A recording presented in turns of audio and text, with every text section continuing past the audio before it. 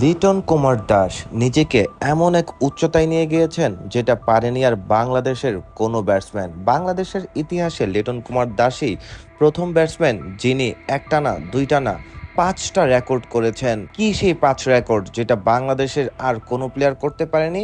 চলুন জেনে নেওয়া যাক। লিটন দাস বাংলাদেশের ইতিহাসে টি-20তে প্রথম ব্যাটসম্যান যিনি কিনা এক ওভারে 20-এর উপর রান করেছেন প্রতিপক্ষের বোলারের মাধ্যমে। অর্থাৎ তিনি দুইবার 20+ রান করেছেন এক ওভারে, যেটা বাংলাদেশের আর কোনো ব্যাটসম্যান নিতে পারেনি।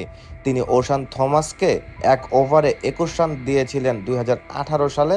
আর ড্যানিয়েল ডোরাম অর্থাৎ নেদারল্যান্ডের এই প্লেয়ার তো সেদিন 22 রান দিয়েছেন লিটন কুমার দাসকে। তারপর দ্বিতীয় রেকর্ডটি হচ্ছে সর্বোচ্চ রানের। 2025 সালে লিটন কুমার দাস সব থেকে বেশি রান করেছেন টি-20তে, সেটি হচ্ছে 417 রান।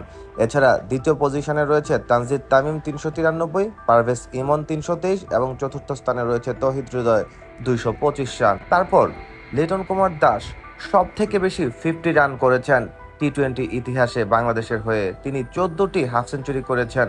দ্বিতীয়তে আছে সাকিব আল হাসান 13টি, তৃতীয়তে তামিম 8টি এবং চতুর্থ স্থানে রয়েছে মাহমুদুল্লাহ রিয়াদ 8টি। সব থেকে বেশি চার মেরেছেন টি-20 ইতিহাসে লিটন কুমার দাস, তিনি 104টি চার মেরেছেন। দ্বিতীয় স্থানে রয়েছে সাকিব আল হাসান 102টি এবং তৃতীয় স্থানে রয়েছেন মাহমুদুল্লাহ রিয়াদ 81টি চার মেরেছেন। টি-20 ইতিহাসে লিটন কুমার দাস সব থেকে বেশি ছক্কা মেরেছেন। তিনি এখন আছেন 77টি ছক্কার পজিশনে, অর্থাৎ তিনি 77টি ছক্কা মেরেছেন। দ্বিতীয় স্থানে রয়েছেন মাহমুদুল্লাহ রিয়াদ, তিনিও 77টি ছক্কা মেরেছেন কিন্তু ম্যাচ খেলেছেন লিটন থেকে বেশি।